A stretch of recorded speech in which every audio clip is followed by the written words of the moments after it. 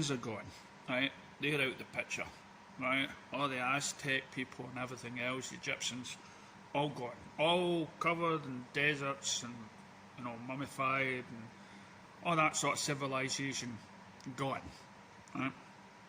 What we're left with, of course, Jesus came along, Muhammad came along, religion was split into parts from Christianity, Muslims, and the Jewish and everything else. So they're all talking, but it's all kind of like, let's fight for our side. Let's fight for the Christians. Let's fight for the Muslim side of things, and let's fight, even though it's all connected.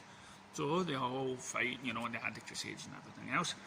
And lo and behold, what we have is the Roman Catholic Church, right? Roman Catholic. Isn't that strange? Well, and the Pope, it's all in, the Vatican, which is now considered to have secret vaults with really some sort of evidence locked away about the real so-called faith. So that's been locked in there on the site of, it's in Rome, and that's where all Roman gladiators and all that sort of stuff and all that talk about Zeus, that just means mince now. So you've got all that going on. You've got, and then all of a sudden you've got a whole sprite of geniuses, right? People with ideologies, with ideas, right? You've got people like Da Vinci and all that sort of stuff. And they're all suddenly starting to invent things, tanks and aeroplanes and stuff to fly, and you think, wow, this is going on quite a fast pace here. We seem to already be reaching for the sky. We seem to have all past philosophers are already looking at the stars and dictating what they are, and man should be able to fly by God, right? Not by God, really. And then, of course, unknown to the east, we have the West that is yet to be discovered. That's right, America. America doesn't exist yet. Not the America that we know, but that land is filled with, their own native Indians, which aren't really called Indians. We gave them the word Indians because we were, but let's just call them Indians because you know what I'm talking about. It's right? So they've got their own sort of religion stuff going on over there, right? And they believe in, the consciousness and the spirits of animals. So whenever they kill an animal, they don't just, kill it and eat it. They apologise for it. It's a wee bit like Chopper. Have you ever watched that documentary? They apologise for killing it and say, oh, you're going to let us live on and stuff like that. So their ways, they're living on the land, and they're respecting the land, and they have all these rituals, and they've got their own sense of gods and stuff. I mean, you look at today when we kill an animal, we don't apologise for it. Many hunters today will go out and shoot, but that's about it. The royal family or whatnot, they don't. When we look at pets, we look into their eyes. You're trying to tell me these things don't have souls? They don't have consciousness?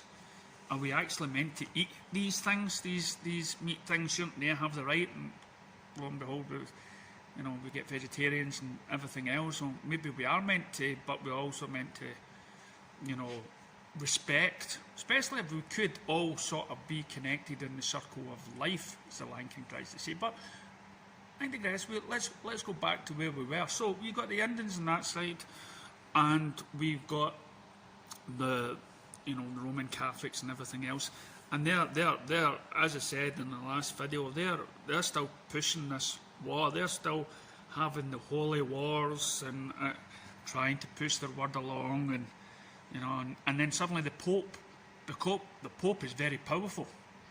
He sort of knows things, he's telling people, he's like the law. Right? So all the kings and queens and everything else in the land, they've still got to obey the Pope's word. He'll send his emissaries out there and everything else, and you just don't, can't be a king without the Pope's decree. So again, that sort of splits things between Protestants and Catholics and everything else, and you're just bad if you're thing. And around about the same time, you know, we've got the birth of slavery, and trying to teach black people and everything else, this is the God that you should be doing. You know, this is the God you should be worshipping.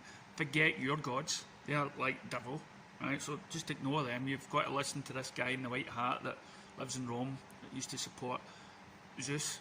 You know, so you've got that. Again, you've got all the geniuses that are somehow, you know, painting pictures and Mona Lisa and everything else. And but in these artworks, you have got these images in the background of aliens. Yeah, you've got pictures of aliens.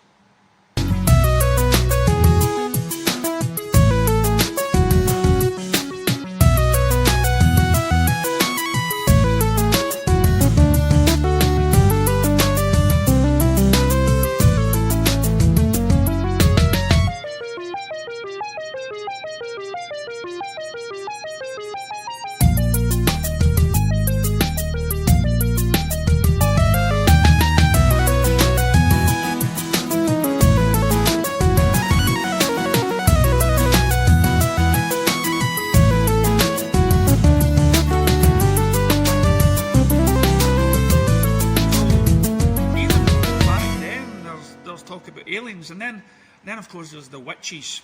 Okay, so you know, so people begin, you know, people, and the witches thing. So that lasts for ages. I mean, most of the witches, they come from America, but we haven't discovered America yet, right? So even the idea of black magic and everything else and satanic worship, they're all being bread fed into you. You know, and China and Japan, they're saluting monkey gods and water gods and you know, somehow devising the greatest sword, as I said, samurai sword. It took them years. So we seem to be jumping ahead. You know, we went from the Stone Age to the Copper Age to the Iron Age. We're all jumping all these stages pretty quick, as though somehow from this short period of time, we've gathered all this knowledge of not just about weaponry, but of machines and plans. Some of the plans that were created, I don't think were ever, you know, was drawn on a diagram. But we've also got, but I don't think was ever virtually created. But we've also got these philosophers coming in as well. You know, like we did in the Roman times, we've got all these people coming in, and they're somehow fortune tellers, and suddenly they realise that the Aztec, they've been telling the future from back then.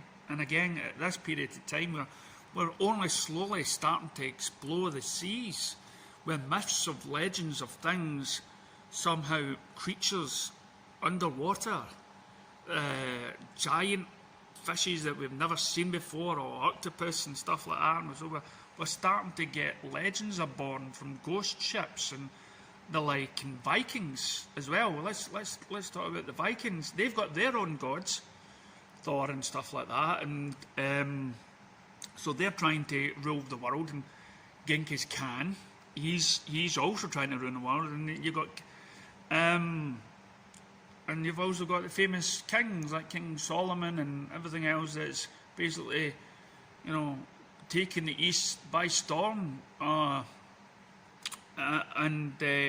Again, trying to, and I can't remember what king was that rode on the white horse and was actually gay. He was gay. I'm sure he was gay or something like that. And he conquered most of East. Was that? I don't think that was King Solomon. But anyway, so you've got all this stuff carrying on. You've got all and that births many, many more legends of what the world is like, and the secret caves and the secret and treasures and people talking about places like of Atlantis, that Atlantis existed, but not anymore, because we've drawn maps and there's a map and what dictates that Atlantis is now sort of the Antarctic, or is Atlantis the place where it's meant to be even full of high-tech machinery, or the cities of gold, is out there. All places built with gold from people that seem to have even superior knowledge again, is out there, explorers going out. But as I say, this Atlantis, this place kicked butt. You know, there were stories that got flooded, or that was overtaken by water. But now, as we look at it, that there's evidence that Atlantis could be underwater, but there's also evidence, if we look at the old maps, that where Atlantis is, where there seems to be a lot of wildlife, it's now Antarctic.